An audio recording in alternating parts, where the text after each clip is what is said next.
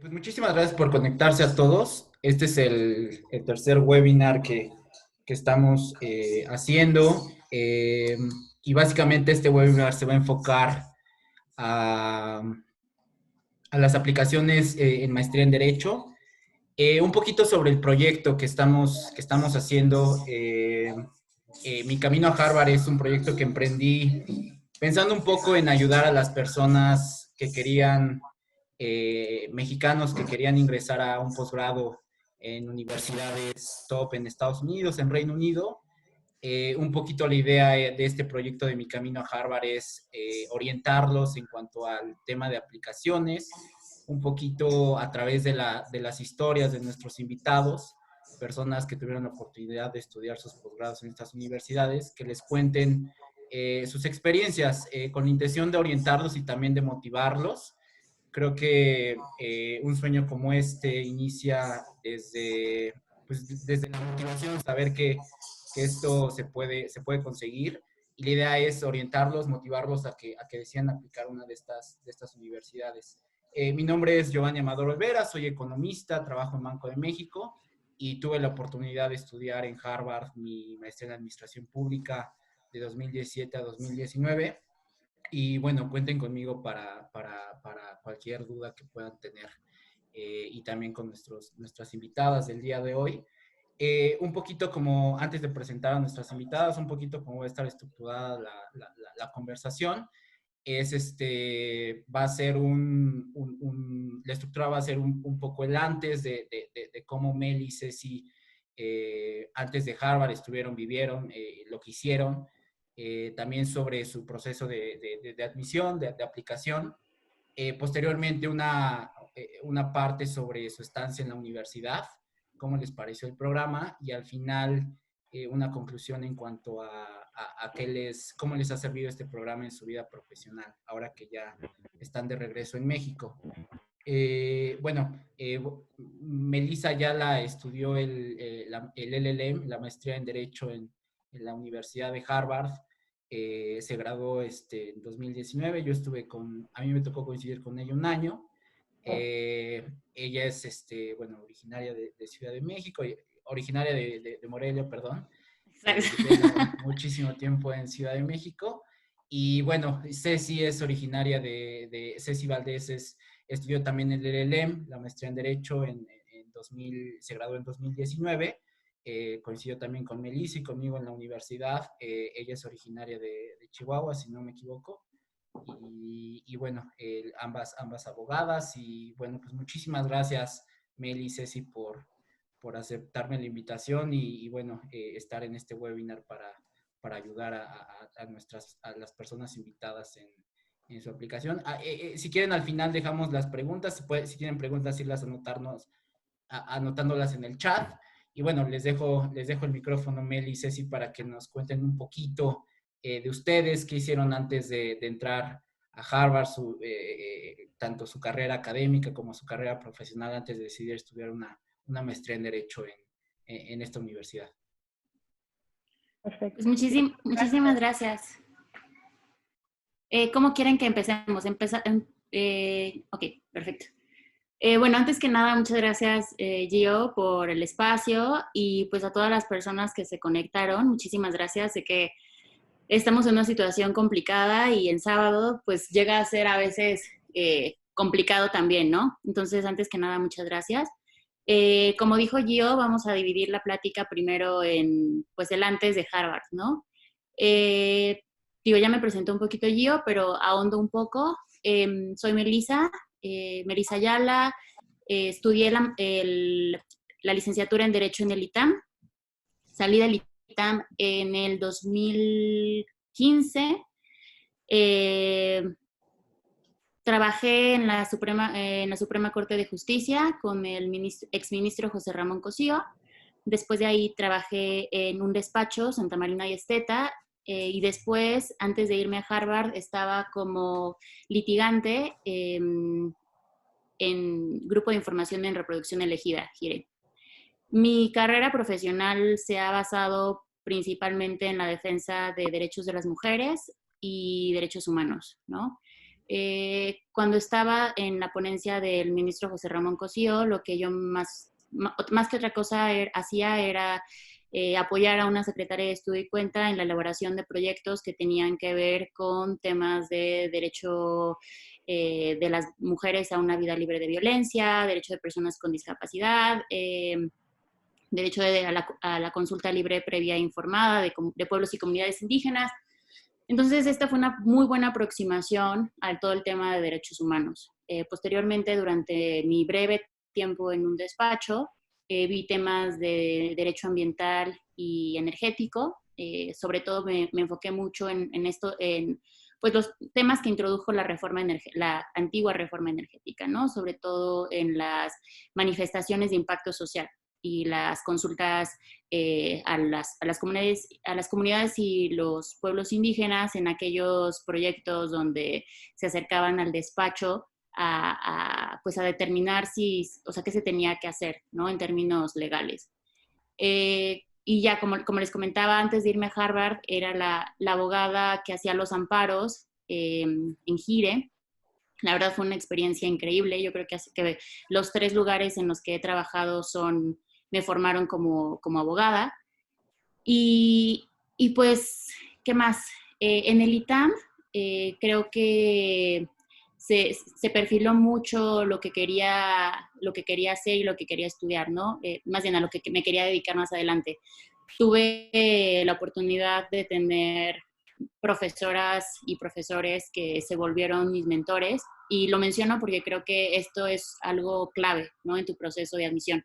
Tener personas que te guíen y tener personas que te alienten es algo clave porque, como les vamos a ir comentando más adelante, el proceso de admisión es muy pesado y es muy desgastante emocionalmente. ¿Y qué más?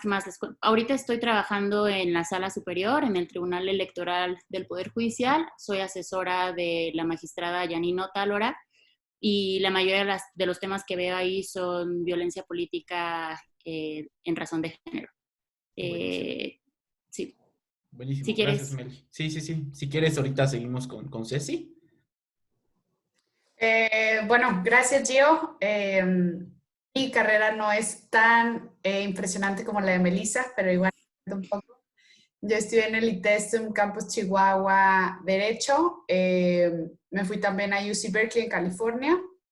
Ahí todavía no sabía bien qué quería hacer, entonces estudié un poco de todo en UC Berkeley.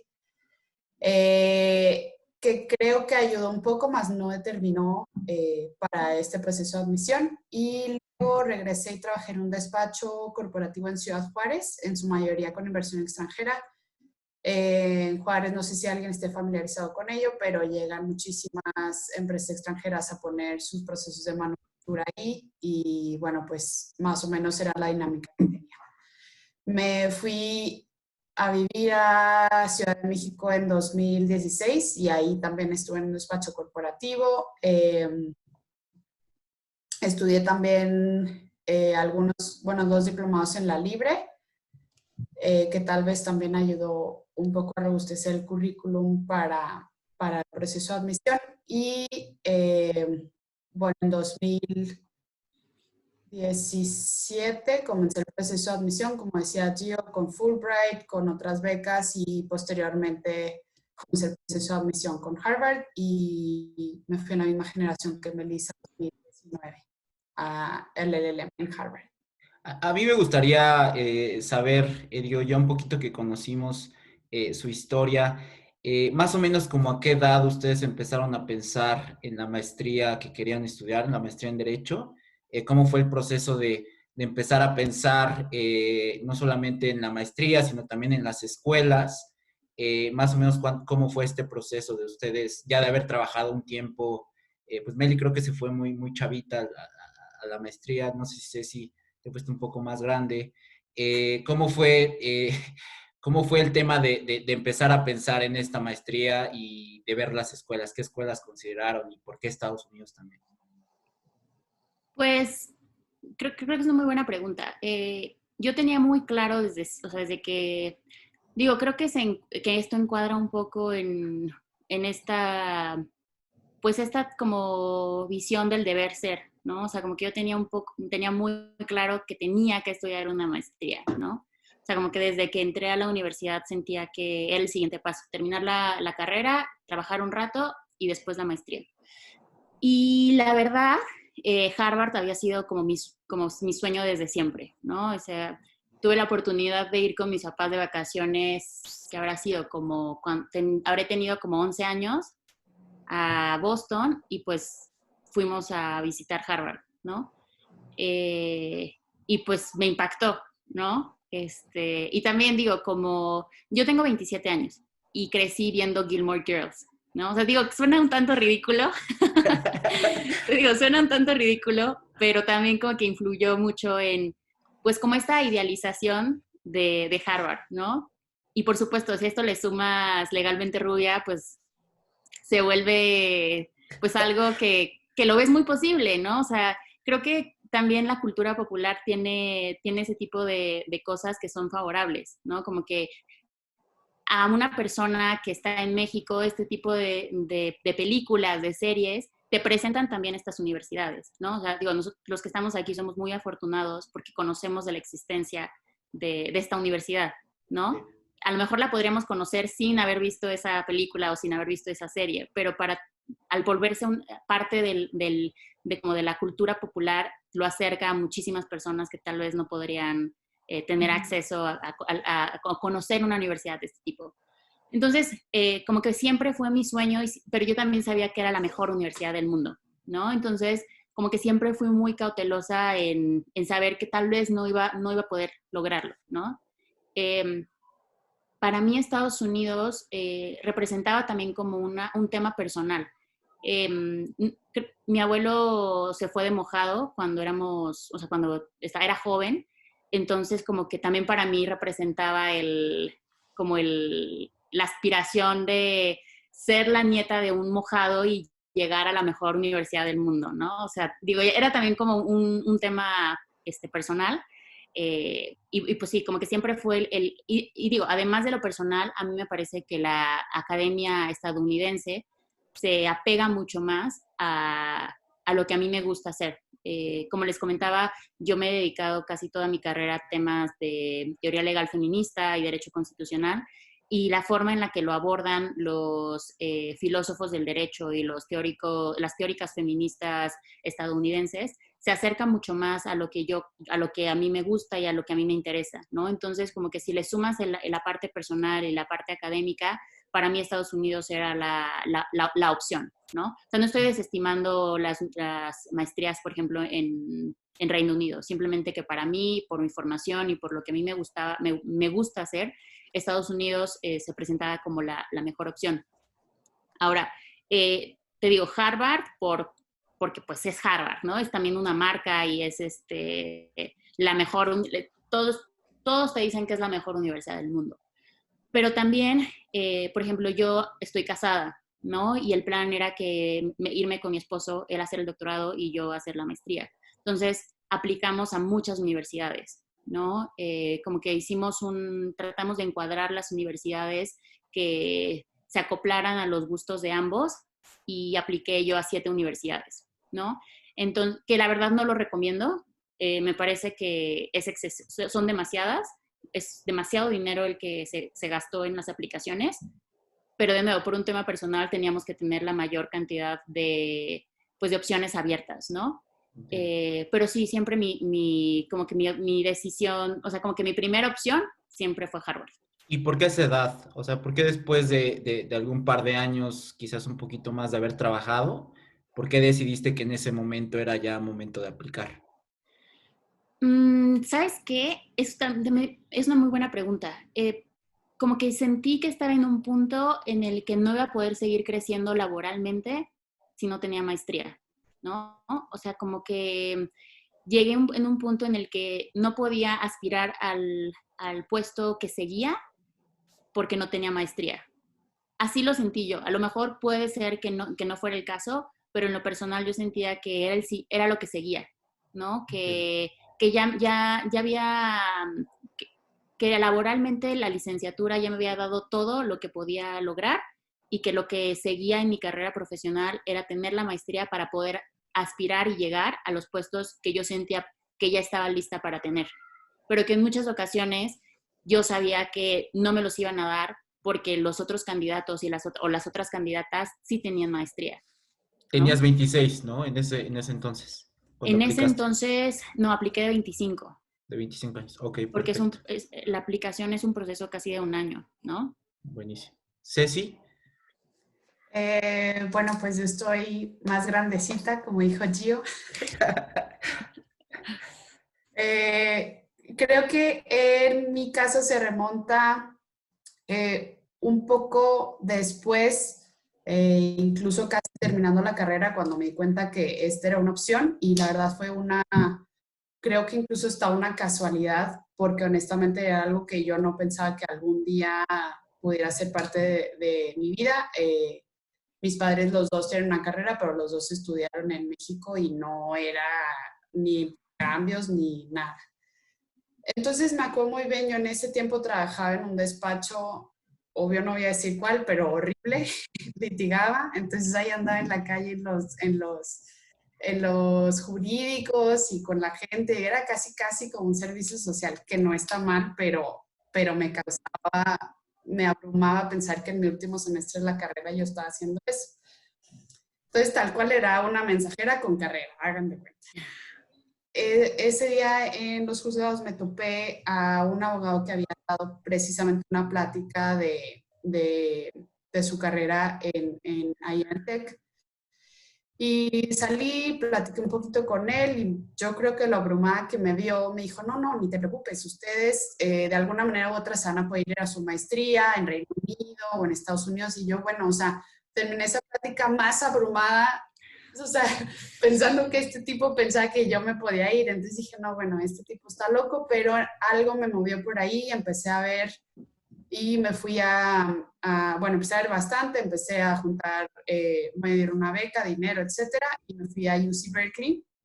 Fueron 4 meses nada más y lo que hice fue agarrar materias dentro de la carrera que me contaron, la carrera como un intercambio. Y regresé y me gradué. Y pues ahí en UC Berkeley fue que dije, o sea, este abogado tenía razón, la cantidad de contactos que agarré, el tipo, y eso a lo mejor sí han tenido la oportunidad de hacerlo antes, pero si no se van a dar cuenta cuando se vayan a leer el LLM. Pero salvo si Melissa tiene otro intake, al menos en la universidad en donde yo estudié, el derecho se estudia como lo que es. O sea, estas son las leyes, esto lo revisamos, análisis jurídico si tú quieres y listo. Y en UC Berkeley me di de topes porque me di cuenta que en realidad allá la escuela de derecho es lo que debería ser el derecho y el análisis que tú le des y todo es con mucho más argumentación, mucho más análisis, al menos, reitero, en el caso de mi universidad. Entonces, ahí en UC Berkeley fue cuando me di cuenta y que, o sea, no puedo dejar mi formación como abogada nada más con la universidad que yo cursé y con estos pocos meses que voy a estar en UC Berkeley. Dije, tengo que regresar porque quiero estas herramientas de argumentación jurídica, quiero estas herramientas para el análisis en sí del derecho. Y entonces, de nuevo, otra vuelta de casualidad, regresé a Chihuahua, me dieron un trabajo en Ciudad Juárez en un despacho en donde la mayoría de los abogados, si no es que todos, tenían maestrías en el extranjero, en UC Berkeley, en Georgetown, en Harvard. Y entonces dije, bueno, pues entonces a lo mejor este tipo que me dijo varios años atrás no estaba tan loco y no es algo tan inalcanzable. Y entonces, bueno, y esta historia ahorita me parece muy chistosa, en su momento fue algo que me abrumó noches sin dormir, pero yo creo que al mes que llevaba trabajando en ese despacho, pues yo muy mona envié mi solicitud para la beca Fulbright, me aceptaron, bueno, preliminarmente me dieron cita para la entrevista y pues yo a los 2 meses de haber entrado a la oficina, llego con mi jefe y le digo, oye, para pedirte un día para irme a Ciudad de México porque me dieron oportunidad para la beca Fulbright. Bueno, o sea, se carcajeó en mi cara. Deja tu cabeza, o sea, implicaba que dentro de 6 meses me iba a estar yendo a la maestría y bueno, ya muy seriamente habló conmigo, me dijo lo que esperaban de mí en el despacho, que era muy poco probable que me pudieran dar licencia para irme después de que llevaba 6 meses en la oficina, dejen los apoyos financieros que había. O sea, yo casi fui a pedirle mis $25,000 y mi año libre para regresar a la oficina después de estar ahí 2 meses. Entonces, bueno, o sea, para mí dije, mira, aquí no me apoyan, aquí. Y ahí entendí que más bien es cuestión de timing, como Melissa decía, de ir viendo en qué punto de tu preparación profesional es ideal irte. Yo, en mi caso, me fui 5 años después de haber egresado a la carrera y para mí siento que fue ideal. Porque ya tienes mucha más práctica, ya tienes mucha más certeza del área que te gusta, porque incluso, o sea, la verdad de las cosas es que tienes 7, 8 materias allá y pues quisieras agarrarlas todas. Y sí creo que si no sabes exactamente bien qué es lo que quieres después de esta trayectoria corta o larga, después de haber salido de la carrera, pues creo que sí puede ser ahí una oportunidad de alguna clase que no tomes o incluso un desperdicio alguna que tomes y que sepas que no te sabía, que no te gustaba. ¿Qué más era la pregunta? Creo que con eso ya contestaste muy bien, Ok. Ceci. Creo que, Yo, bueno, sí. rapidísimo, nada más, creo que lo que Ceci pone un punto muy importante sobre la mesa con relación a no irte luego que terminas la carrera. O sea, me parece eso un grave error. Y lo veíamos mucho con nuestros compañeros de la maestría. Llegamos a tener compañeros que se habían ido, habían terminado la licenciatura y luego habían entrado a Harvard, ¿no? Y sí, eran personas brillantes, pero de nuevo creo que su participación en las clases era muy pasiva o muy como, ¿cómo decirlo? Como muy de nada más, como de aceptar lo que el profesor o la profesora decía, ¿no? En cambio, cuando ya tienes experiencia previa, tu participación se vuelve mucho más crítica. La mayoría de aquí estoy casi segura que ya trabajan, ¿no? Que ya son pasantes, y te das cuenta que lo que te enseñan en la carrera no se apega a la realidad de ser abogado, ¿no? Entonces, creo que sí es muy importante que te des tiempo también de descubrir qué es lo que te gusta, como dice Ceci, y también de agarrar skills, ¿no? Creo que lo padre del LLM es que la mayoría ya habíamos trabajado, ¿no? Entonces hay discusiones que se vuelven riquísimas porque tienes gente que viene de Colombia, gente que viene de Brasil y que un mismo tema lo abordan desde diferentes perspectivas, ¿no? Y que a lo mejor llegan al mismo punto, pero te presentan estrategias hasta de litigio que a ti jamás se te hubieran ocurrido, ¿no? Entonces, si tú te vas apenas saliendo de la carrera, pues como que creo que no aportas tanto a la comunidad de Entiendo. De estudiantes. acuerdo, de acuerdo. Y además creo hacer un punto, al menos mucha de la gente que se iba terminando la carrera era de universidades como Cambridge, Oxford, Ujú. y te quita muchísimas probabilidades también de entrar directamente. Incluso conozco una persona que salió de college en Stanford y dijo, yo me voy directo, y pues no lo aceptaron precisamente porque no tenía experiencia y bueno, pues es Stanford, ¿no? Creo que Melissa tiene toda la razón y no sé si incluso hubiera puesto un poco más de presión en mí, o sea, yo con toda la tranquilidad del mundo que había hecho todo lo que podía en esos 5 años de trabajar, llegaba y me sentaba a las clases y enseguida a mí había un juez de Egipto y enseguida había alguien que ya está en la carrera para magistrado en no sé qué país. Entonces, yo no me imagino haberme ido sin esos 5 años de experiencia. O sea, yo creo que hubiera sido bastante abrumador y mucha más presión sobre mí. Pero bueno, de nuevo, esa es decisión de cada quien. Creo que nuestras experiencias, Melissa y la mía, fueron muy buenas, particularmente por esa experiencia que ya llevábamos. Buenísimo. Platicando un poquito entonces del tema de los requisitos, supongo que el tema de experiencia laboral entra dentro de las cosas que pide o que ve la universidad para ofrecerte o no ofrecerte admisión. Me gustaría un poco entonces ya entrar al tema de su aplicación. Ustedes en algún momento de su carrera profesional dicen, yo quiero estudiar mi maestría en Derecho en Estados Unidos, aplican a las universidades en Estados Unidos y Me gustaría entonces ver cuál fue como su proceso desde que deciden iniciar. Supongo que, digamos, la aplicación, por lo regular, al menos conmigo fue en septiembre, pero empieza en septiembre y acaba en diciembre. No sé si es similar con la Escuela de Derecho, pero digamos, hubo un proceso antes de preparación de muchas cosas, tanto exámenes estandarizados como ensayos, como cartas de recomendación. Me gustaría que nos platicaran un poquito sobre el antes de aplicar, o sea, preparar documentos y más, qué tipo de documentos tuvieron que preparar, platicar con sus recomendadores. Después, ya cuando abre el sistema, cómo funcionaba el tema del sistema, y posterior si hay como un tema de entrevistas, cuando llega su carta de admisión, un poquito, no solamente del proceso, sino también de los tiempos. ¿Cómo fue ustedes que llevaron su proceso en tiempos, su proceso de aplicación? Buenísimo. Bueno, la verdad, desde mi punto de vista, la página de Harvard es muy amigable en el sentido de decirte cuál es el checklist de los documentos que tienes que tener, ¿no? Entonces te pone que tienes que tener la aplicación online, tu currículum, tu personal statement parte A y B, que eso ahorita si quieren lo tocamos, que es la única universidad que te pide parte A y B en tu personal statement, los transcripts, al menos 2 recomendadores, y, sí, y tus calificaciones del TOEFL, ¿no? Esos son los únicos como requisitos, los documentos, los requisitos que te pone Harvard, ¿no? O sea, te dicen que es deseable que te vayas con al menos 2 años de experiencia laboral, pero deseable, ¿no? O sea, no es un requisito fijo.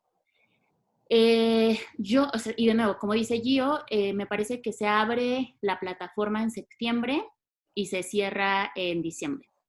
Entonces, pues sí te da, pero de nuevo, hay mucho trabajo previo antes de que se abra el sistema.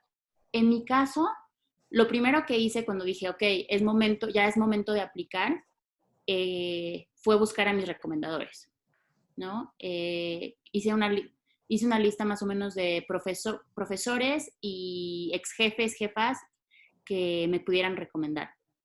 Yo busqué a 2 profesores, una profesora y un profesor, y mi jefa en ese momento actual y mi ex jefe, mi ex ministro José Ramón. Les hice una propuesta de lo que me gustaría que dijeran en mi carta de recomendación. Ellos lo tomaron como de, pues, a ver, y ya nada más ellos como que hicieron la carta de recomendación y la mandaron. Ahora, el programa, bueno, no el programa, sino la plataforma sobre la que se suben todos los documentos para aplicar a Derecho, se llama LSAT, ¿no? Es una página que tú pagas para que ellos reciban todos tus documentos y ellos los procesen y los manden a las universidades.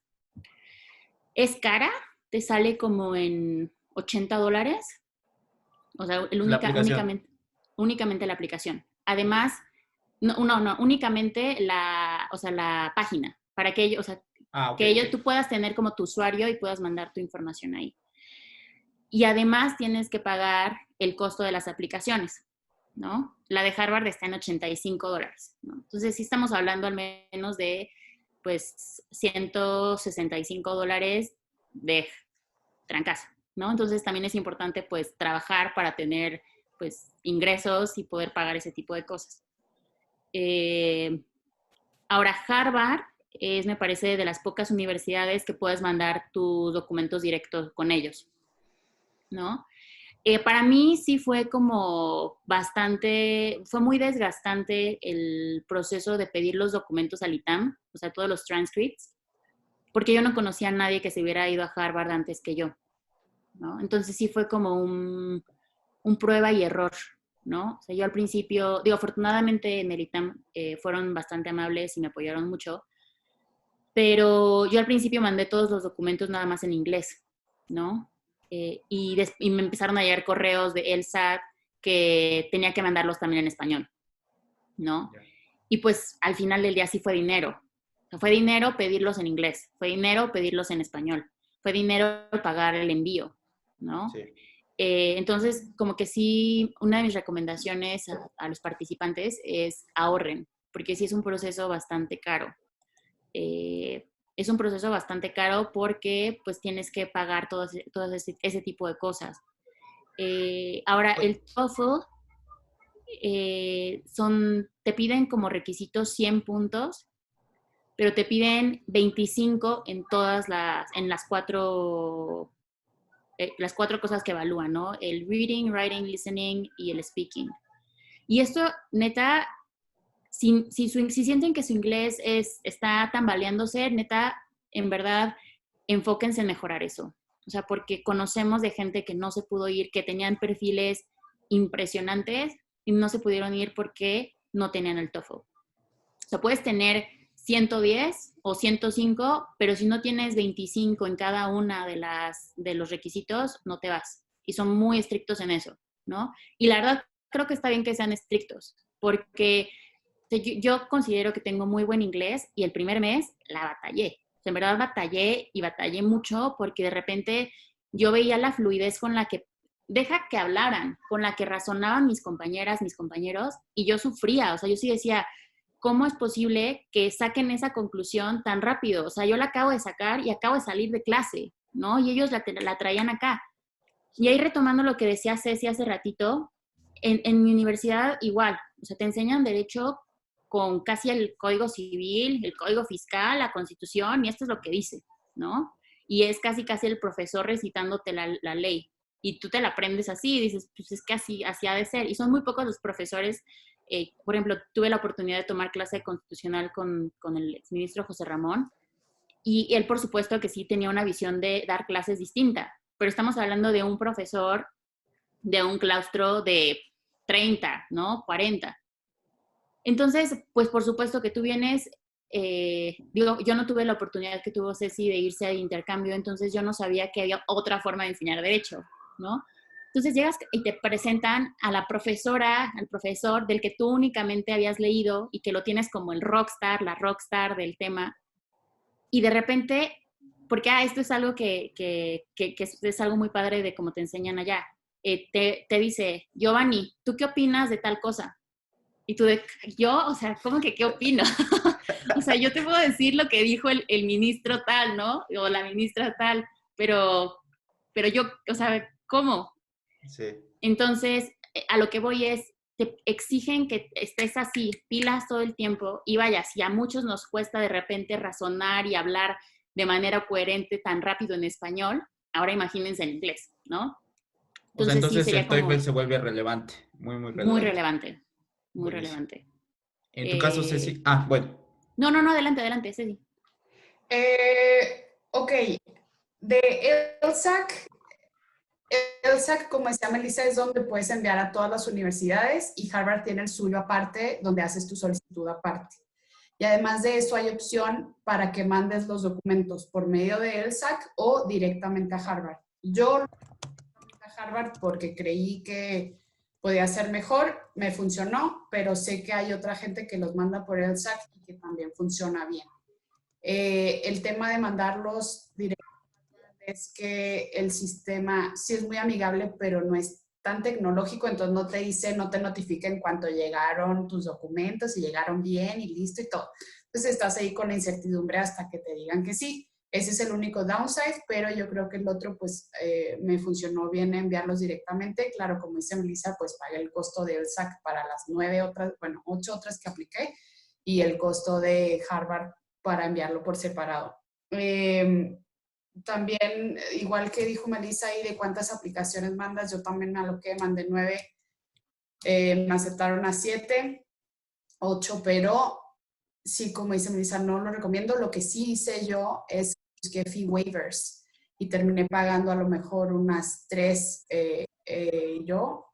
Los fee waivers los pueden sacar ya sea enviando un correo directo a la universidad o bien yendo ahí en alguna ciudad, Monterrey, Guadalajara, Ciudad de México, estas reuniones con gente. El año pasado una de Harvard, Guadalajara, y pues ahí puedes platicar, exponer tu caso para ver si te dan un fee waiver, y pues eso ayuda bastante. Como decía Melissa, son 80, $100 por aplicación. Si mandas 9, bueno, o sea, pues es una locura.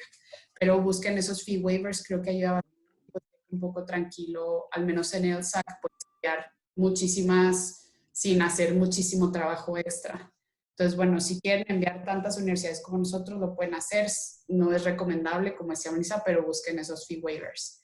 El TOEFL, 100% de acuerdo con Melissa. De hecho, yo lo hice 3 veces y aquí va otros tumbos. Y yo considero que tengo buen inglés y desde antes tenía buen inglés, pero eso es otra cosa que se vea reflejado en tu TOEFL.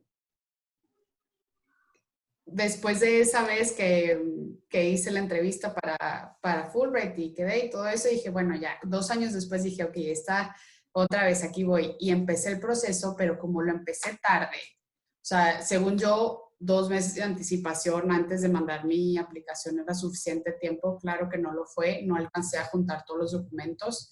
Mi escuela no alcanzó a enviar mis transcripts, unos transcripts llegaron tarde. Bueno, yo creo que ahí sí recalcar en el tiempo que debes de tomarte antes de que abra la aplicación, que vas a necesitar, ver a quién vas a contactar. Incluso, no sé si Melissa concuerde conmigo, no, no sé si sea trampa o no, pero lo que yo hice después de ese primer error, porque incluso los mandaron tarde y los mandaron mal. Yo estaba en Ciudad de México y mi universidad está en Chihuahua, y esta trampita que yo hice fue que yo los recibí, los vi ahí con mis ojos antes de que cerraran el sobre, o sea, yo viendo todo, revisando todo, vi cuando cerraron el sobre con el tape, con la cinta y todo, y dije, yo de aquí me voy, y yo los mandé por DHL poniendo el remitente a la universidad. En teoría tú no los puedes ni ver, ni sacar, ni usar, nada. Pero dije, bueno, o sea, yo ya aprendí de mi error, a lo mejor eso les funciona en sus universidades, no sé, en Inglaterra, en Estados Unidos, no lo sé, en México, en mi universidad, que considero y tienen mucho personal para ese tipo de cosas, les valió gorro, lo mandaron tarde, lo mandaron mal. Entonces yo sí diría, uno, el tiempo, o sea, ver muy bien el tiempo con que los mandas, ver muy bien la persona que te va a ayudar, y además de eso, si tú no estás en la misma ciudad, pedirle a alguien que vaya, que vea cuando están cerrando el sobre, que vea que va todo adentro, la traducción, la parte en inglés, todo eso. Y pues ni modo, si se puede enviarlo tú por DHL, por FedEx, poniendo el remitente de la universidad para que llegue express, porque si no, pues ellos lo mandan en Correo de México y luego se lo pasa a USPS, olvídalo. Entonces, bueno, creo que para mí eso fue fundamental. La tercera vez que me aventé el proceso y que pues ya fue la vencida, pero creo que sí es importante. Igual el TOEFL, yo tenía creo que 101 puntos, o sea, ya era suficiente para entrar, pero dije, o sea, pues no voy a estar con 101 puntos, o sea, no se trata de cumplir el requisito, creo yo, se trata de ver con quién estarías en esta base de, pues no quisiera decir de competidores, pero de otros candidatos. Entonces, pues yo sí, bueno, le eché ganas ahí. El segundo me saqué creo que 109 y al tercero, antes de enviar la aplicación, me saqué 114 y como dice Melissa, o sea, es una muy buena calificación y aún así llegaba a las clases y yo, o sea, trabada en inglés. Entonces, bueno, sí es algo que échenle ganas a esa parte del inglés, no nada más por el requisito, sino por lo que viene después. Y en este tema, pues también ayuda muchísimo a hacerlo con mucho tiempo, pues como sabrán, no hay bueno, al menos no que yo sepa, no hay exámenes TOEFL cada semana, o sea, es cada mes, cada 2 meses, y además tienes trabas de que no lo puedes hacer más de, creo que 2 veces en 6 meses, no me acuerdo. Pueden revisar eso, pero en ese punto es donde el tiempo también juega un papel muy importante. Si les dijera, en la tercera vez que apliqué, yo empecé a juntar todo 15 meses de anticipación. En parte, de anticipación al día que entré a la universidad, no al día que mandé mi aplicación. En parte por Fulbright y en parte por lo que ya me había pasado antes, pero bueno, cuenten bien sus tiempos, hagan un timeline, revisen lo que van a ir necesitando, en qué etapa, ve cuáles becas se necesitan antes, cuáles becas se necesitan después.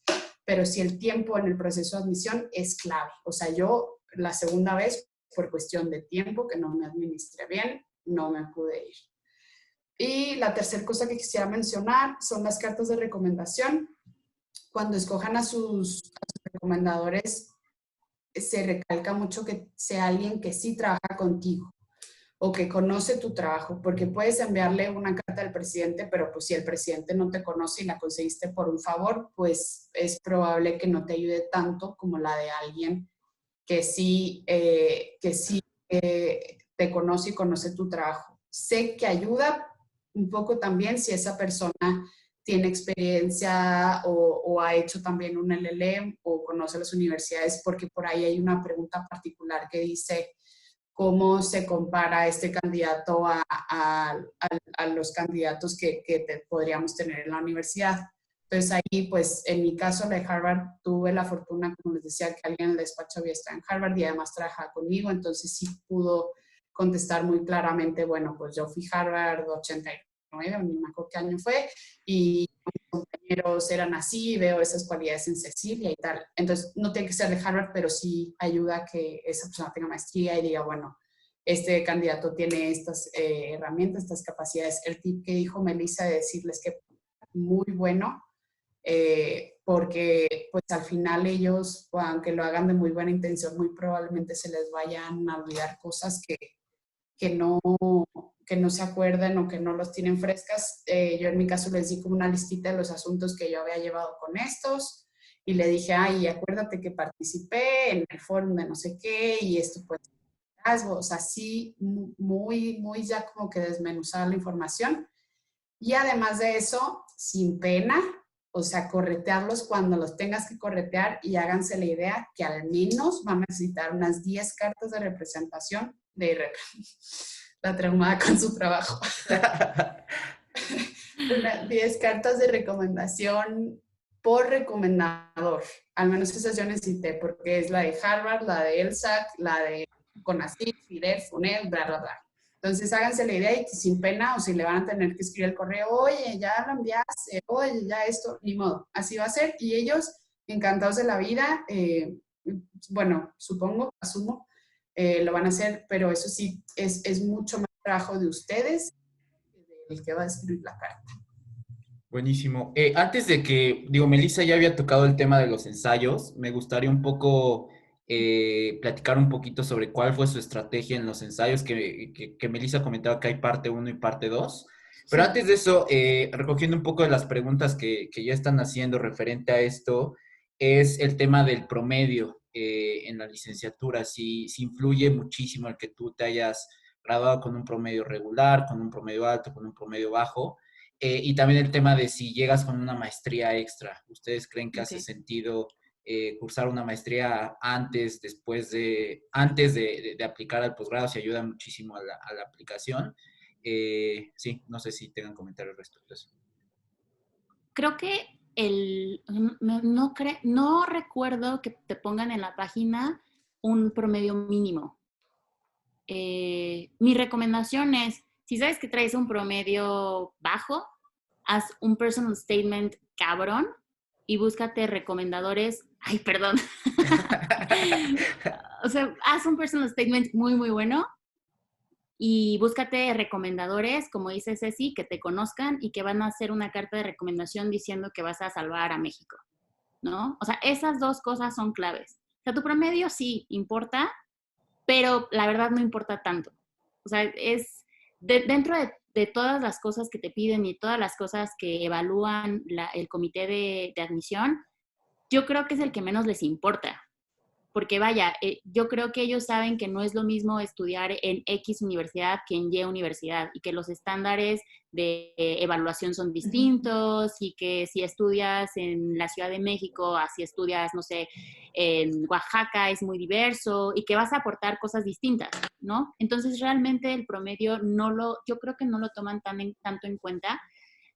De nuevo, sí sean muy, o sea, lo que más se tienen que enfocar es en su personal statement y en tener recomendadores que los conozcan y que vayan a decir cosas buenas de ustedes y cosas personales, ¿no? O sea, porque o sea, conozco de casos que se buscan a la vaca sagrada de determinada universidad, pero esa profesora o ese profesor hace la misma carta para 5 alumnos, ¿no? Exactamente la misma carta. Entonces, mejor búscate a un profesor o una profesora que te conozca, que sepa tus virtudes, sepa por qué ve en ti tantas cualidades, ¿no? En este Y caso ahora fueron académicas y profesionales. O sea, en ambos te casos piden, entiendo fueron académicas y profesionales. sí, te lo piden. Te piden que sean, me parece que te piden una profesional y una académica, más las que tú quieras.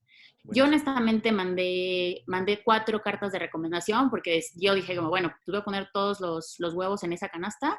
Y como dice Ceci, es muy importante que tengas una buena relación con tu recomendador, con tu recomendadora, porque sí los vas a estar correteando, ¿no? Entonces sí es importante que seas capaz de decirles como, oye, ¿te acuerdas? Se cierra el 1 de diciembre la plataforma.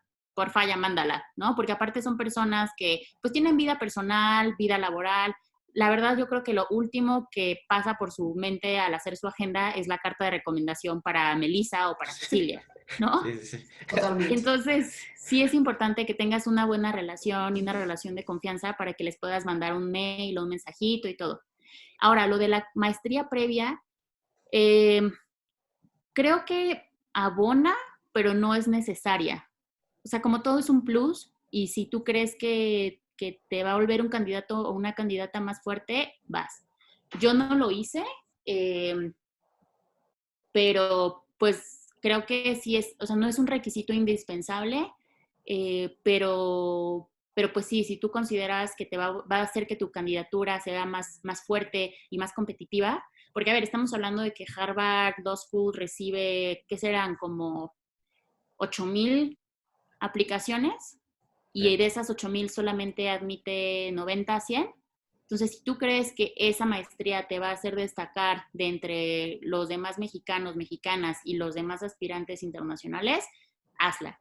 Si crees que realmente te va a fortalecer un poco más el tener más tiempo en el despacho, en la organización, en el juzgado, en el tribunal, lo que sea, mejor enfócate en eso. Todo depende más, yo creo que, en lo que más depende es tu perfil, ¿no?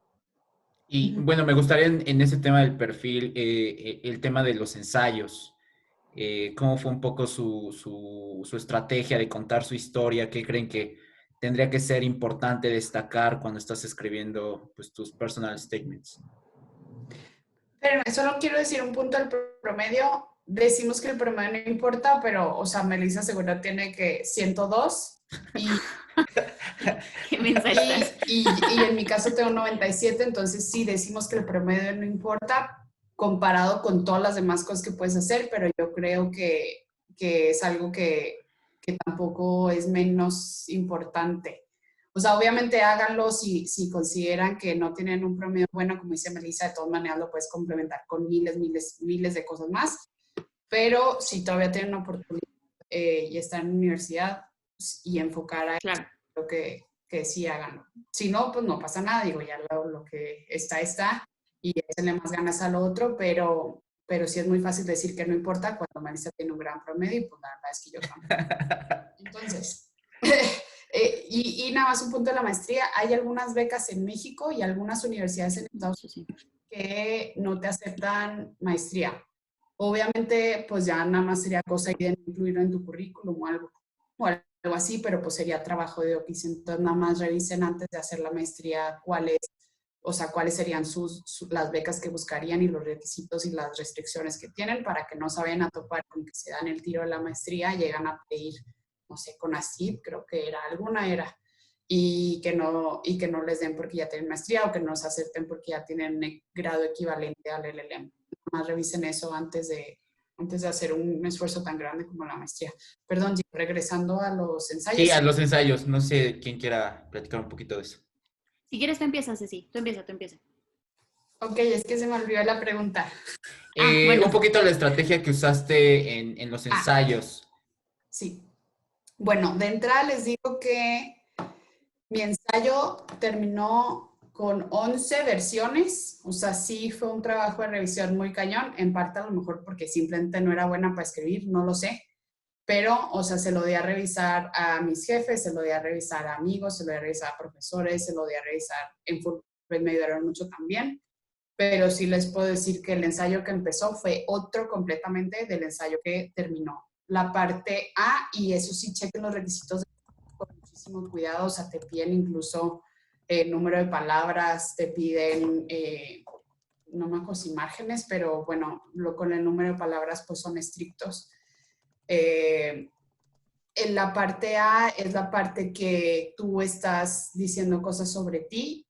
Es muy importante que este ensayo, que por ahí lo había dicho, integre tu solicitud. No tanto que repitas lo que dijiste en el currículum, porque eso lo pueden ver, eso pueden ver tus diplomas, pueden ver. O sea, que el personal statement diga y aproveche ese espacio para decir todo lo que no está reflejado ni en tus calificaciones, ni en tu currículum, ni nada. El personal statement es una manera de conocer al candidato y creo que eso es una gran oportunidad.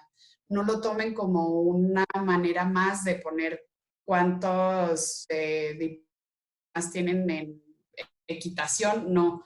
Tómenlo como una manera de poder ampliar la imagen que la universidad tiene de ustedes, esa parte A. Y la parte B, me atrevería a decir, pero aquí Melissa, a ver si coincide igual que yo, creo que el tema no importa tanto, o sea, conocí incluso una persona que lo hizo sobre taurismo, así se dice. Bueno, tauromaquia, ¿no? Tauromaquia. Sobre magia y entró.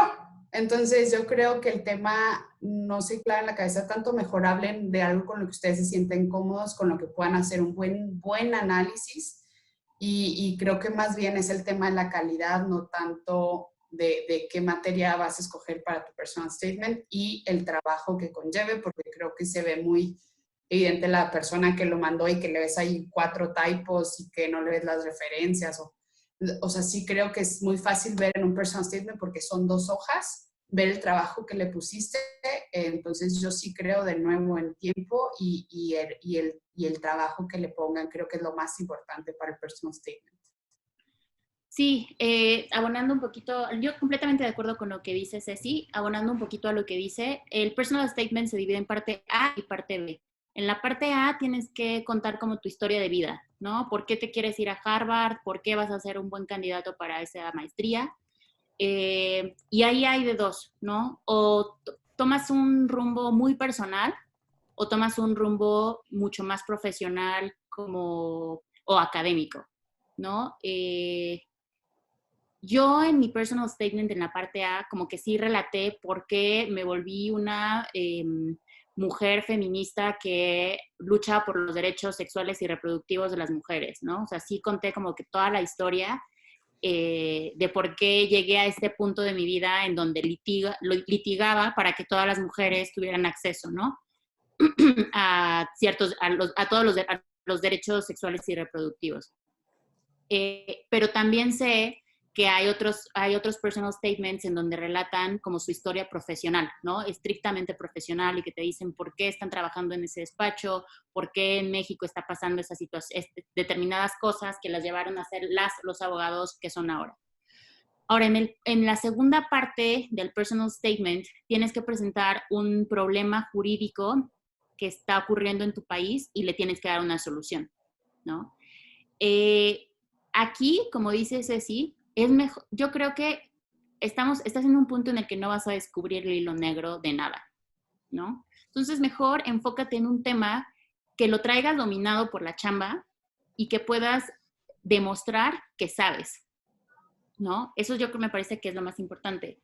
Yo hice mi personal statement de violencia obstétrica, porque era un tema que estaba trabajando en Gire, que había presentado ya muchos amparos, y que me parecía que era un tema que les podía interesar, ¿no? Ahora, aquí me parece clave que hagan buen research, porque en el personal statement, en la parte A, te dicen por qué quieres venir a Harvard, ¿no? Entonces ahí yo lo que hice fue investigar qué profesoras están dando clases en Harvard en ese semestre que yo quería tomar clases con ellas, ¿no? Entonces, por ejemplo, para mí mi rockstar en la vida es Catherine McKinnon y Janet Halley, ¿no? Y las dos iban a dar clases ese semestre, durante el año que yo iba a estar. Entonces puse como, para mí sería una gran oportunidad el poder tomar Feminist Legal Theory con Janet Halley, porque su libro Split Decisions, How to Take a Break from Feminism marcó mi feminismo y todo esto, ¿no? Y luego tomar clases con Catherine McKinnon sería lo mejor que le podría pasar a mi carrera porque ella representa el feminismo radical estadounidense con el que tanto de repente me identifico, pero también peleo. O sea, es muy importante que también hagan su chamba. personal statement, porque esto también refleja qué tan preparados, qué tanto tiempo le están dedicando a la preparación de su aplicación.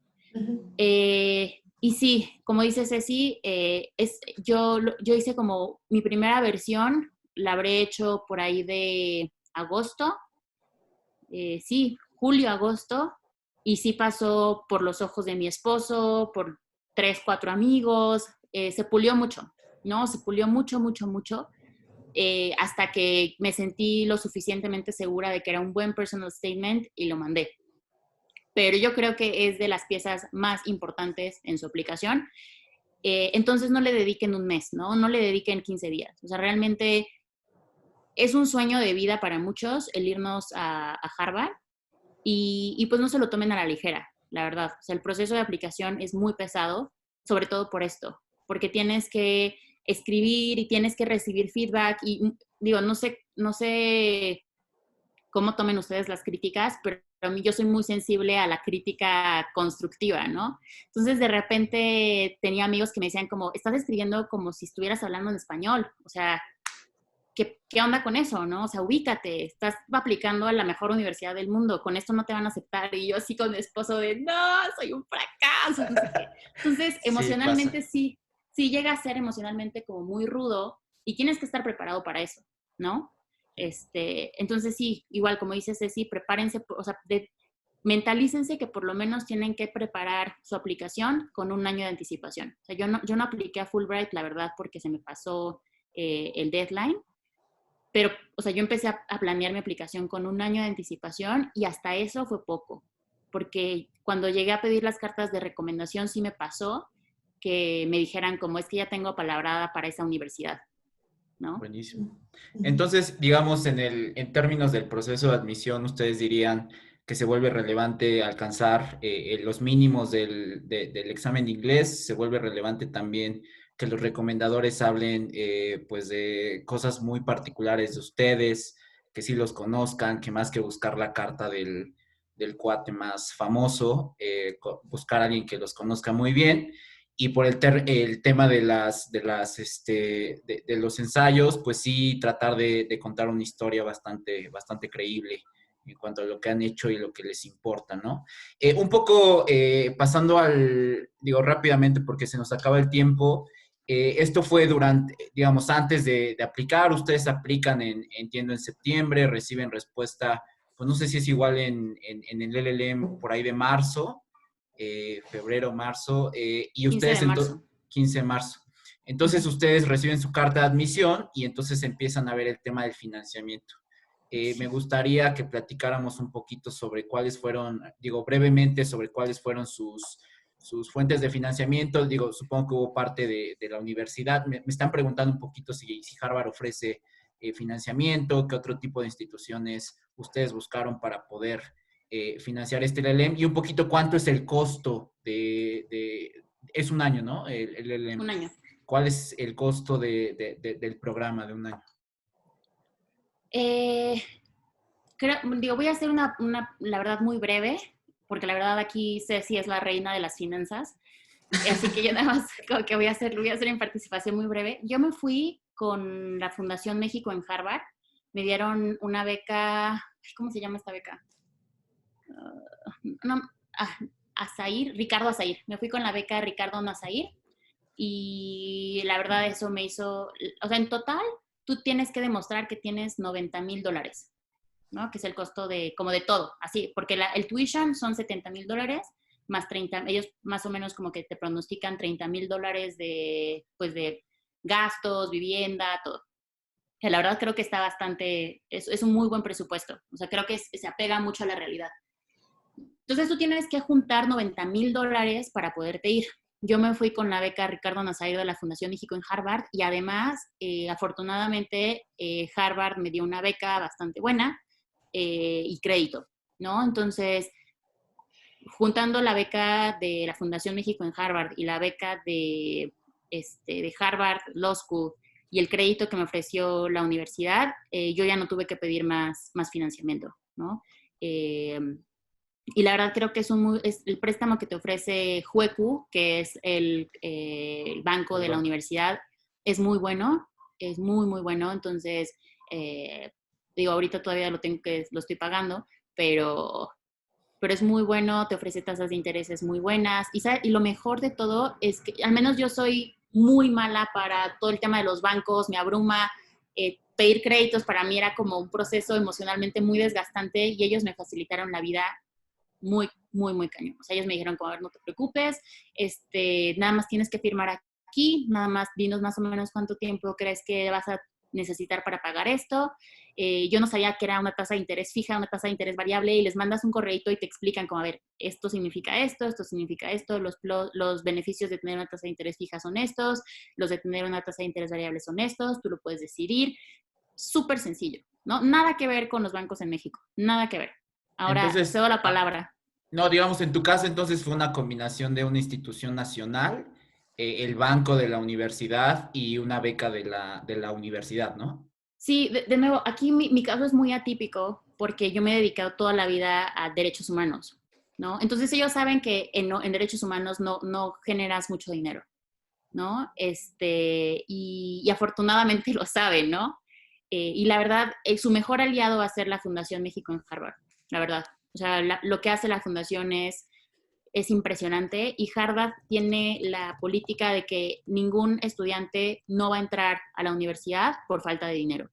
Buenísimo. Eso sí lo tienen que tener muy claro. O sea, eso es como el lema de la universidad. Si tú eres un buen estudiante, tienes que, un estudiante que va a enriquecer a la comunidad y que como alumni vas a enriquecer a la red de alumnos, tienes que estar ahí. Buenísimo. Exacto. Pues sí, como dice Melissa, o sea, yo sí me fui loca a pedir todo lo que pude, todo lo que alcancé, pero hay una razón detrás de eso. Como dice, tanto las becas como las universidades saben que las áreas de derechos humanos, a lo mejor hasta ese punto de tu carrera profesional, puedes no tener tantos recursos financieros al alcance. Y además saben que pues se necesita y son la base de desarrollo del derecho, entonces financian muchísimo más a áreas relacionadas con derechos humanos. A los abogados de derecho corporativo asumen un muy buen sueldo, entonces te mandan a la filita de las becas. Entonces ahí sí, o sea, incluso recuerdo muy bien mi entrevista de Fulbright y me decía, ¿tú para qué quieres una beca Fulbright si you most likely have a hefty salary?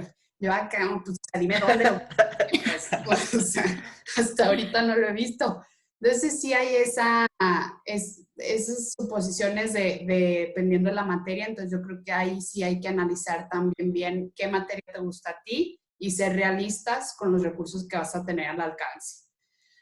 Es muy probable, o sea, por ejemplo, Melissa y yo las dos pedimos Fundación México en Harvard, y Melissa, además de ser mejor estudiante que yo, pero también su materia es el derecho reproductivo, o sea, a ella le dieron yo creo que 3 veces más y el mío fue crédito. Entonces tienen que ser muy realistas dependiendo de su materia con el tipo de becas que van a tener a su alcance. Yo me llevé un poco de ahorros previendo un poco esto de que pues por derecho corporativo a lo mejor no tenía acceso a muchas cosas. Me llevé una buena parte de ahorros que pues de nuevo por los 5 años de trabajar, como sabía desde el día 1 que empecé a trabajar que me quería ir, pues bueno, ahí empecé a ponerle al cochinito. Harvard también me dio beca y me dieron crédito de Harvard. Pedí FUNED, la beca FUNED con ACID. Me dieron dinero en el despacho. Y bueno, poquito, yo creo que el 25% de todo lo que gasté, pero algo es algo y en ese momento. Y alguna me falta, y Fundación México en Harvard. Aquí mi estrategia fue pedir todo lo que podía porque para mí el tema financiero era un tema sensible, no saber si lo iba a poder pagar todo. Mi esposo iba a estar viviendo, o a lo mejor viviendo allá conmigo, o sea, iba a ser un tema que yo asumí que iba a necesitar más recursos que a lo mejor una persona que eligiera vivir en dorms. Me puse a juntar todo el dinero que pude. Sí debo aceptar que hoy tengo un crédito mucho más alto y tienen que ser algo que también puedan calcular. No se asusten de los créditos, agárrenlo si lo necesitan porque son sumamente más amigables que cualquier crédito de un banco o de algo. Incluso, o sea, me atrevería a decir que si lo saben usar sabiamente, pues es mucho más redituable ese 5% de interés que un 12% hipotecario de cualquier cosa que saquen. Ay, se me pero sí regresé yo muchísimo más comprometida que Melissa, por ejemplo. Bueno, creo. O sea, yo regresé comprometida con mi despacho, regresé con Fulbright a regresar 2 años a México, regresé comprometida pues con la cantidad de créditos que tomé. No me asusta, o sea, creo que valió la pena, pero sí es algo que deben de considerar a la hora que están solicitando las becas. Ahora, también se vale solicitar todo, ver cuáles te dan y una vez que las tienes, pues ya decides cuáles tomas, cuáles no. O sea, no se pongan ustedes mismos la limitación, solo creo que sí, pues ya somos adultos, hay que ser realistas de la consecuencia que eso va a tener. Para mí, tomé todo y me fui muy cómoda, vivía en un departamento muy lindo, sola y todo, pero hoy sí regreso un poco más comprometida. Esa es una decisión que yo tomé, estoy cómoda con ello, pero cada quien tendría que revisar dependiendo de su situación financiera y la realidad de las becas que va a tener al alcance. Sobre este punto yo quisiera comentar que yo personalmente no conozco a alguien que los hayan aceptado a Harvard y por temas financieros no se haya podido ir a estudiar. Eso es lo primero. Y lo segundo es que una vez que tú tienes una carta de admisión de estas universidades, yo siento que es garantía que tu aplicación a cualquier beca siempre va a ser la primero que se revisa, dado que es una universidad muy buena y dado que tiene el prestigio que tiene.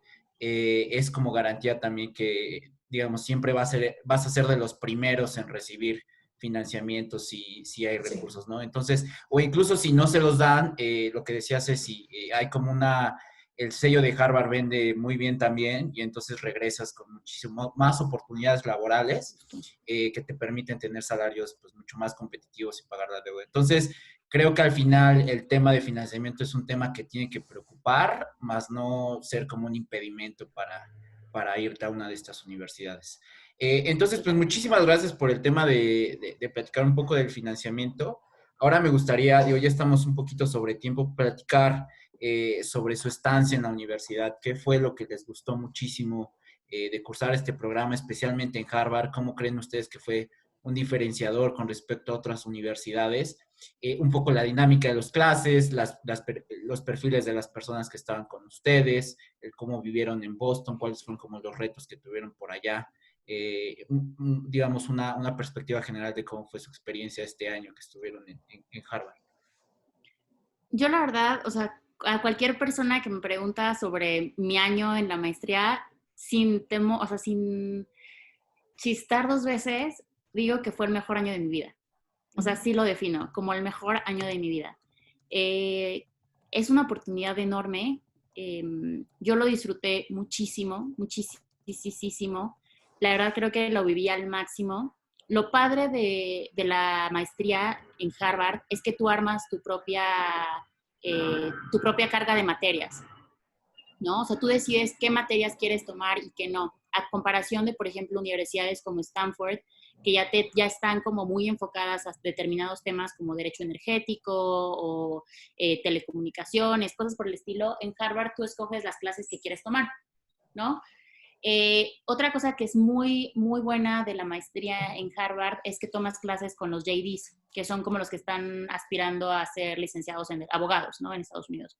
Entonces, el nivel de exigencia que te ponen como estudiante de maestría es igual al que le ponen a los que van a ser los abogados, abogadas de Estados Unidos, ¿no? Entonces, es un nivel de exigencia bastante alto. Pero de nuevo, creo que es muy importante decir que los profesores saben que eres estudiante internacional y no quiero decir que no te exigen tanto, pero como que lo tienen en mente, ¿no? Saben que no traes esos 3 años que los chavos de Estados Unidos sí traen, entonces son un poquito, no son tan duros contigo. Y algo padre de la maestría en Harvard es que tú la haces tan pesada o tan relajada como tú quieras, ¿no? Por ejemplo, yo Yo te veía muy tomé... estresada, Meli. Sí, es que Ella eligió hacerla estresada. yo elegí, es que es eso. O sea, yo elegí hacerla estresada, ¿no? O sea, yo llevaba 5 materias en el primer term, metí una materia en invierno y metí 5 clases en verano. sea, pedí sobrecrédito, o sea, me pasé de los créditos que te permite la universidad. Pero porque yo así decidí hacerlo, ¿no? Y tuve compañeros que se la llevaron muchísimo más tranquila porque metieron a lo mejor 3 en fall, en el invierno decidieron escribir su tesis y en verano tomaron, no sé, 3, 4 materias, ¿no? Entonces, eso es algo muy padre porque tú decides qué tipo de experiencia quieres en la maestría. O sea, yo sentía que, a ver, en mi experiencia personal, mi esposo y mi hija se quedaron en México para que yo me fui a hacer la maestría afuera, ¿no? Entonces yo sentía como que también esta necesidad de, pues los dejé en México, tengo que estudiar lo más que pueda y meterme a la mayor cantidad de clases posible como para make it work, ¿no? Que la experiencia de otros compañeros fue igual de válida, pero ellos se la llevaron mucho más relajada, más tranquila, y es igual de válido, ¿no? O sea, digo, Ceci y yo éramos representantes de Harvard Law School, luego yo estaba contigo también en el board de JUMAS. Sí. O sea, siento que yo sentía que tenía que abarcar muchas cosas y fui muy exigente conmigo misma durante el periodo de la maestría. Pero eso está padre, porque no todos tienen que hacer eso, ¿no? Y creo que también te lleva como a un paso más de la adultez, ¿no? O sea, como de decidir qué tipo de experiencia quieres en tu maestría. Y a mí me gusta mucho que nos tratan como adultos, ¿no? O sea, como que asumen que ya estás ahí, que eres un adulto y que ya sabes qué quieres y que ya puedes decidir qué tipo de clases quieres tomar.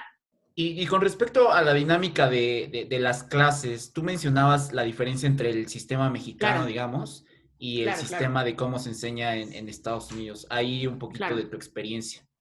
Yo creo que yo quiero en algún punto de mi carrera dar clases también y lo haría bajo el modelo de Estados Unidos, la verdad. O sea, creo que ese es el modelo al que como profesoras, como profesores de derecho tenemos que aspirar, porque es realmente el no exigirle a los alumnos que nos reciten la ley. Creo que eso ya es un modelo obsoleto. Es exigirle a los alumnos que encuentren la razón detrás de la norma, la razón detrás del razonamiento de la ministra, el ministro, el juez, el magistrado. Creo que eso abona al tipo de abogados que queremos ser y también pues, a la misma profesión, ¿no? O sea, un muy buen amigo sacó un libro, Juan Jesús Garzón Ofre, acerca de la historia alternativa de la abogacía.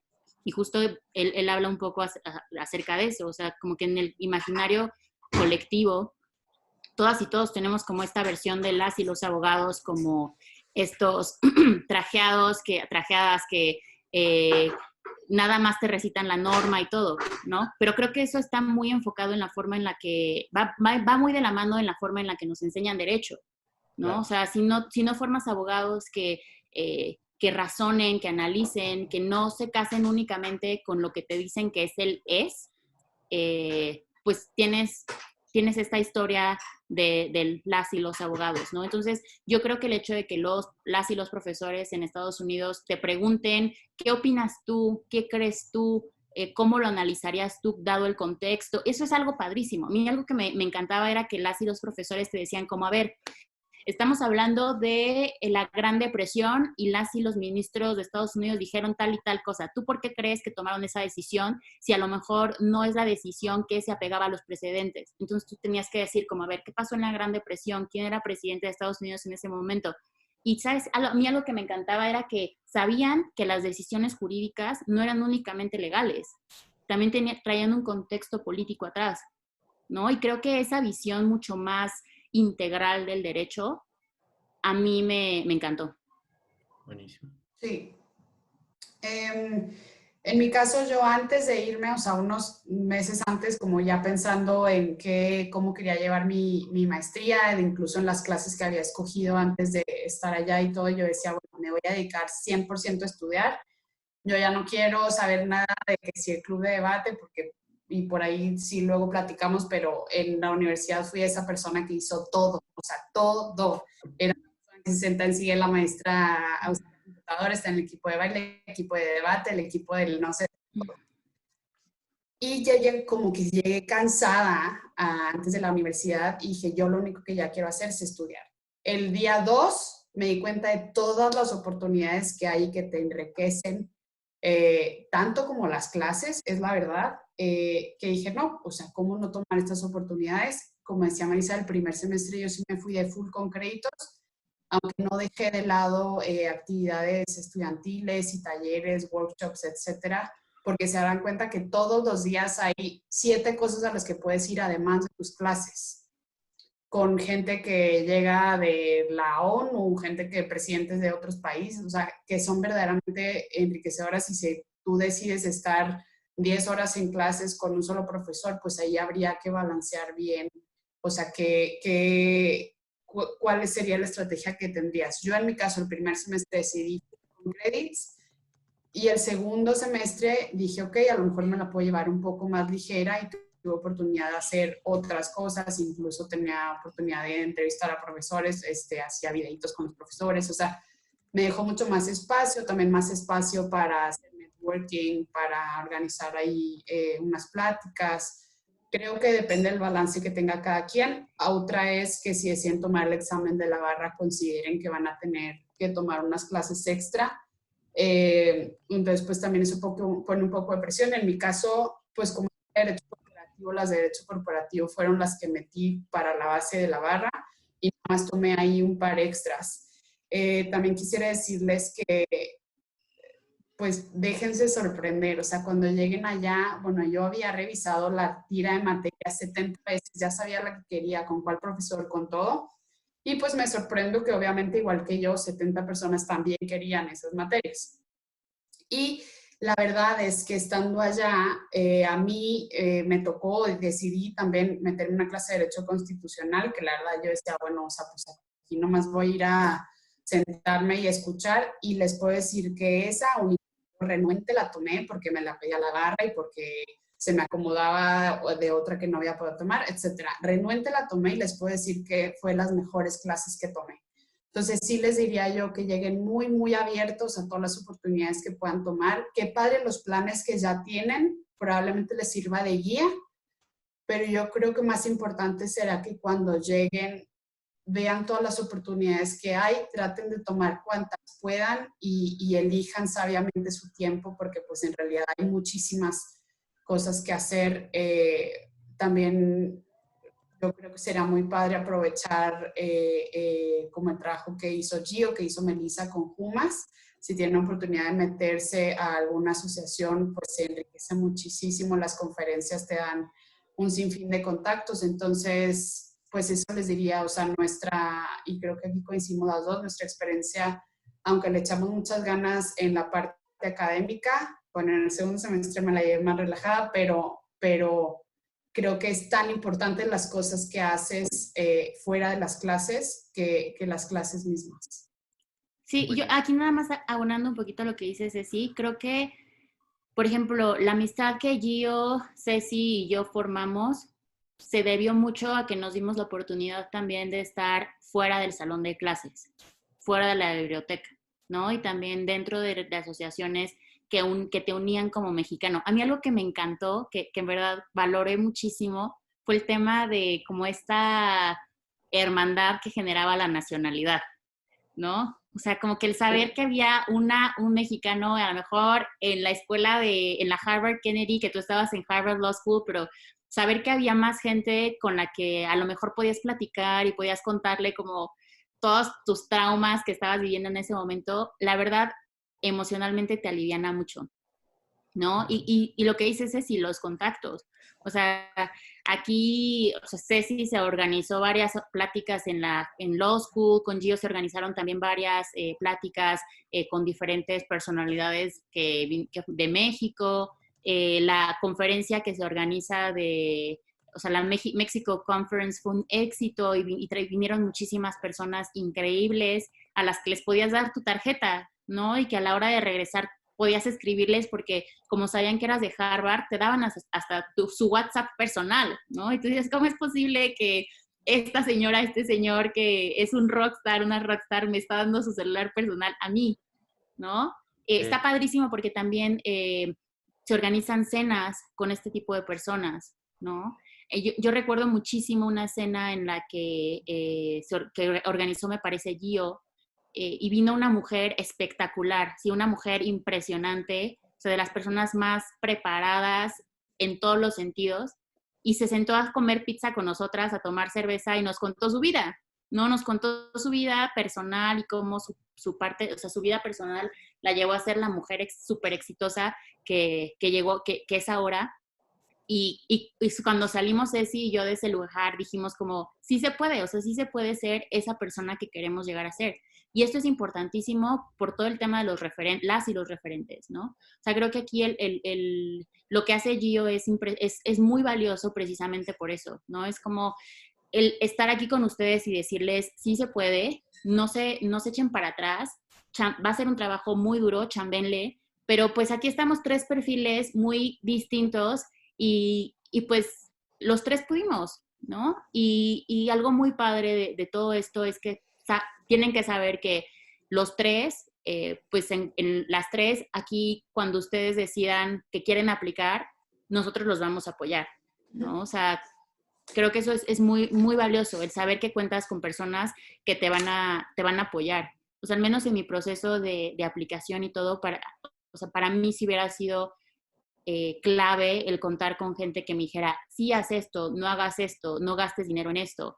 Creo que es muy valioso y yo aplaudo mucho como esta iniciativa de Gio por eso. Pues no sé si quieres agregar algo, Ceci, sobre esto o seguimos ya para finalizar con el después. Podemos seguir. Buenísimo. Digo, ya para concluir, me gustaría saber rápidamente o sea, cómo les ayudó la maestría a reincorporarse al mundo laboral, especialmente tu maestría en una de estas universidades, Ivy League, cómo les ha ayudado ahorita que pues, no tiene mucho que regresaron, pero cómo les ha ayudado en su vida profesional, si eran lo que esperaba.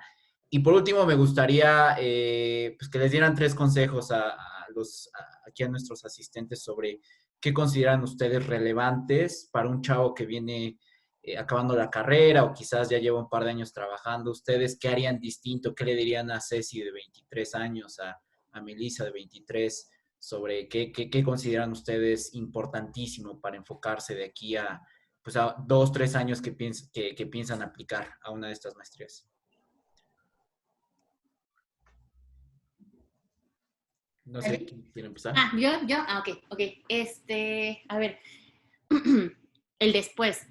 Como dice Gio, creo que ya lo había mencionado Gio, creo que Harvard sí es un gran lugar para estudiar, pero también es una gran marca, ¿no? O sea, creo que también tienen que pensar eso. O sea, te cuesta tanto también por los beneficios que te va a traer el tener el sellito de Harvard. Yo cuando regresé, la verdad, las oportunidades laborales cambiaron, ¿no? O sea, fueron otras. O sea, y los salarios que me ofrecían no tenían nada que ver con los salarios que me ofrecía, o sea, con el salario que yo tenía antes de irme, ¿no? O sea, el mero hecho ya de ser egresada de Harvard me cambió el panorama muy, muy cañón. Sí yo lo veo como una inversión. Entonces, es una inversión y rinde sus frutos muy rápido. Algo también muy positivo es la red de exalumnos.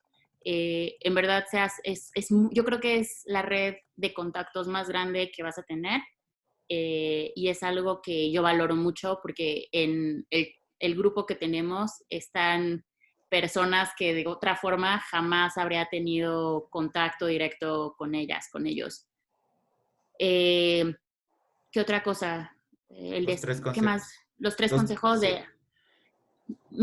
yo creo que a mi yo del pasado, en alguna ocasión platicando con Ceci, me dijo que ella se enfocaba como en este periodo, como en un rango de 5 años, ¿no? Y me marcó mucho esa plática que tuvimos, ¿no? Y yo creo que ese sería el consejo que le daría a los que quieren aplicar ahorita. O sea, como que enfóquense, a lo mejor no 5 años, pero sí planeen muy bien su next move, ¿no? O sea, si tú ya sabes que te quieres ir a Harvard, planea muy bien lo que viene. O sea, como que sé muy estratégica en dónde quieres trabajar, con quién quieres trabajar y sobre todo no te dejes guiar como por los nombres. Guíate más bien por el tipo de profesional que quieres llegar a ser. Creo que eso es más, creo que es algo que yo le diría a mi yo del pasado. y también creo que disfruta el proceso de aplicación. O sea, yo como que lo viví muy estresada y creo que es un proceso que también se puede disfrutar si lo planeas de manera adecuada, ¿no? Y ya como último consejo sería el prepárate para resultados negativos, ¿no? Creo que eso también sería como que prepárate para las... o sea, como que prepárate mentalmente para lo peor, Sí. aun cuando pueda pasar lo mejor, pero prepárate mentalmente para lo peor. Y porque es un proceso, es como un maratón, ¿no? O sea, tienes que tienes que prepararte, porque cuando te llega la carta de aceptación, ese es el primer paso de muchos, ¿no? Sí. O sea, prepárate para un año pesado, desgastante en todos los sentidos y ahorra. O sea, yo creo que ese sí sería un gran consejo para mí yo del pasado, ahorra.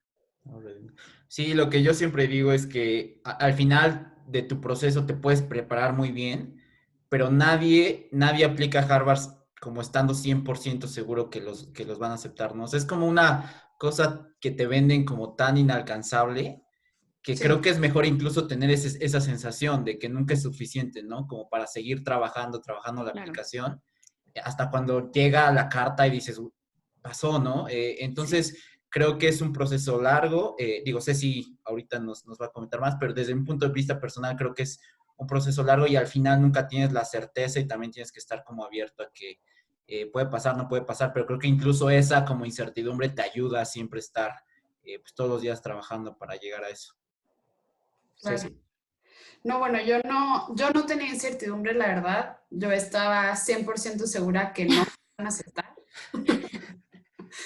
Entonces, como dices yo, pues al final eso te da un motor y te motiva mucho a seguir tratando de complementar con más cosas.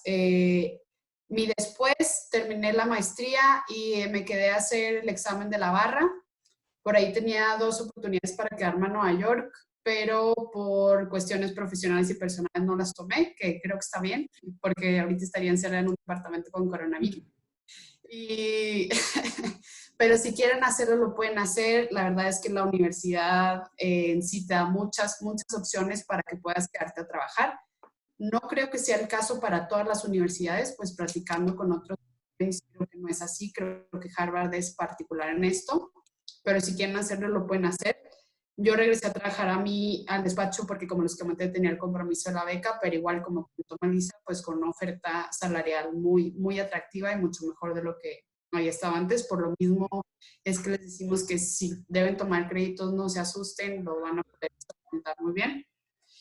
En cuanto a los 3 consejos, al menos para mí, viendo para atrás lo que me funcionó, es muy claro. Uno, igual como decía Melissa, o sea, yo en cuanto supe, hice mi plan de lo que creía que tenía que hacer, lo que creía que me iba a funcionar y me dediqué a robustecer mi currículum, porque al final, pues estudié en una buena universidad, pero comparada con las universidades que aplican, pues, no, mi candidatura a lo mejor no era tan fuerte, entonces busqué la posibilidad para dar conferencias, para dar clases en la universidad, tomé diplomados, o sea, traté de hacer todo lo que pude para ir robusteciendo, pero tampoco a lo loco. Como decía Melissa, debe ser muy estratégico, viendo a los temas que te van gustando y viendo cosas que verdaderamente te vayan a ayudar a ti como persona y como profesionista. Creo que aquí mi segundo consejo es encuentra tu propósito. No se me hace honestamente un propósito válido irte a la maestría porque es lo siguiente que tienes que hacer o porque siempre lo has soñado. Ok, está muy bien, pero la maestría no es el fin, la maestría es el medio para que tú seas un mejor profesionista, una mejor persona. Entonces sí creo que tienes que verlo de manera muy integral y antes de decir si te quieres ir o no, definas qué es lo que quieres hacer. Nada está escrito en piedra ni nada, pero que sepas tú por qué lo estás haciendo. Creo que aquí Gio, Melissa y yo, los tres tenemos en común que quisimos regresar a México para poner acá nuestros conocimientos, lo mucho o poco que habíamos aprendido. Creo que los tres teníamos ese motor de regresar a contribuir. A lo mejor no sea su propósito, pero creo que sí deberían de ir pensando, encontrarlo y eso les va a ayudar mucho al proceso, a que les sea más leve, a que les estén motivados, se mantengan motivados. Otro consejo sería encontrar a alguien que los apoye de cerca. En mi caso fue mi esposo y bueno, o sea, él se aventó todo conmigo, me ayudó en todas las aplicaciones, las veces que no me aceptaron a cosas, de aquí me tenía echada en la cama llorando, él estaba ahí conmigo, o sea, creo que sí es bien importante tener a alguien, no tiene que ser su esposo, puede ser su amigo, su mamá, su maestra, lo que quieran, pero que les ayude de cerca en este proceso creo que sería importante. Y el tercero y muy importante es que lean el blog en www.ceciliavaldez.com. Ahí hay un par de entradas. Bueno, ahí está mi personal statement, que es el que habla de corrupción, como 70 personal statements de la gente que se va de México, pero bueno, ahí regresamos al tema de cómo está escrito y todo. Ahí está mi personal statement y hay otro blog, otra entrada en el blog que puse el proceso que yo tuve, los libros que me ayudaron. La página es ceciliavaldez.com. De tu Y... proyecto, Ceci. ¿Cómo? De tu proyecto que estás Ah, ahorita. sí, sí, gracias, Gio. Estoy armando un taller de negociación que es con las bases que aprendí en el taller de negociación que hice en Harvard y lo voy a hacer en conjunto con un compañero que tuvimos Melissa y yo, muy querido, que se llama Nicolás Parra. Y él está haciendo su doctorado ahorita, entonces ahí mismo en la página pueden encontrar datos del taller. Se va a llevar a cabo el 16 de mayo y el 23 de mayo. Son 2 sesiones, partes del mismo taller. Va a estar bueno porque les puede dar ahí un sneak peek de más o menos cómo es el contenido de los cursos de nuevo de escala, pero cómo es el contenido de los cursos que está basado en el que Nicolás y yo tomamos. Buenísimo. .com. Si quieres, anótalo en el chat y para que lo tengan.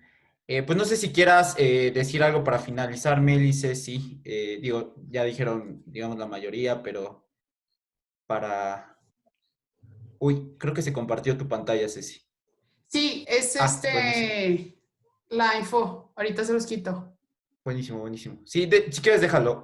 Perfecto. Sí, Bueno, sí, creo que o sea, me gustaría finalizar diciéndoles que no lo vean inalcanzable, ¿no? O sea, ese sería como, me gustaría terminar así. O sea, creo que eh, muchas, o sea, creo que las universidades en México nos preparan para irnos, ¿no? O sea, creo que nos fuimos 5 mexicanos en nuestra generación, 3 mexicanas, 2 mexicanos, y los 5 la rompimos en Harvard, ¿no? En la Harvard Law School. Entonces, no se achiquen, sepan que pueden irse y sepan que cuentan con muchas personas. O sea, digo, afortunadamente ahora las redes sociales te conectan con muchísimas personas, ¿no?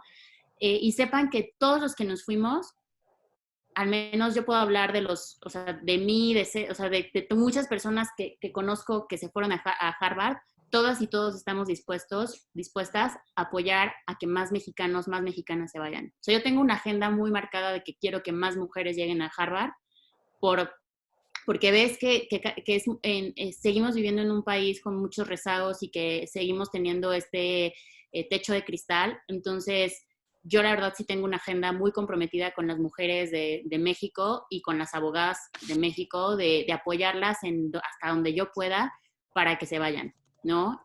Yo me fui siendo mamá, me fui teniendo, o sea, siendo mamá, estando casada y se pudo, ¿no? Entonces, justo, no piensen que es algo inalcanzable y sepan que cuentan con el apoyo de muchísimas mexicanas, muchísimos mexicanos que lo lograron y que en verdad se puede, ¿no? Que si bien nos lo pintan como casi inalcanzable, no lo es. buenísimo. Ceci. Bueno, creo que no sé si lo discutimos, pero antes de irnos quisiera decirles que se fijen en la trayectoria que tuvo Gio.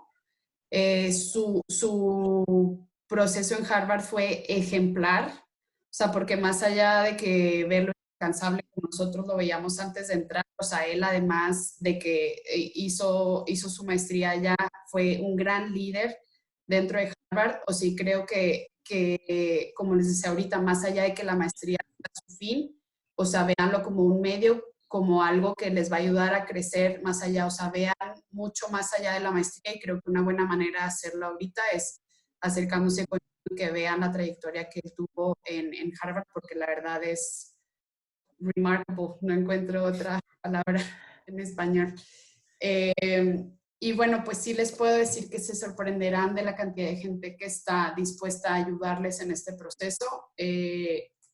No tengan miedo, sino más bien escuchen sus miedos y traten de ver qué es lo que les da miedo para que puedan ustedes sanar y que les ayude ese miedo para convertirlo en una motivación. Creo que sería importante, y sepan que este es un proceso largo, pero que de verdad va a valer la pena muchísimo. Pues muchísimas gracias Mel y Ceci por esta plática, por regalarnos un par de horas. Esperamos que les haya servido muchísimo a las personas que se conectaron. Creo que una del común denominador de todas las personas que entran a Harvard es, pues esto, dar el primer paso. ¿Y en qué consiste el primer paso? Pues creer, ¿no? Que es posible. Quitarte un poco estas barreras mentales, un poco el tema del contexto, digamos. Ceci, Mel y yo venimos de distintos contextos, algunos favorecidos, algunos menos favorecidos, pero digamos, creo que ese es el primer paso, pensar que a pesar de las limitantes se puede llegar a una de estas escuelas. Y un poco el propósito de este proyecto es también pensar en términos macro. Yo siempre he pensado que en la medida en que tengamos personas más preparadas, mejores abogados en el país, habiendo estudiado en las mejores universidades del mundo, pues también como sociedad creo que mejoramos en ese sentido. Mientras uno mejora en lo personal, mejoramos en lo colectivo. Entonces, muy gustosos de poderlos apoyar en su aplicación. Esperamos que en algunos años nos escriban algunos del chat y nos digan, esto fue el primer paso para que yo haya llegado a Harvard, me haya graduado de Harvard, o Harvard o cualquier otra universidad de prestigio en Estados Unidos, en Reino Unido. Y pues nada, ponernos a su orden para cualquier duda que puedan tener. Vamos a publicar las redes sociales, tanto de Meli como de Ceci, en nuestras redes sociales. Entonces, para que estén pendientes de nuestras redes sociales y cualquier duda, si necesitan atención más personalizada, con gusto nos pueden escribir y les podemos ayudar en lo que sea. Entonces, pues muchísimas gracias, que estén muy bien, que estén resguardados en sus casas. Pronto esperemos que acabe la pandemia y pues seguimos en comunicación. Muchísimas gracias. Gracias, Gio.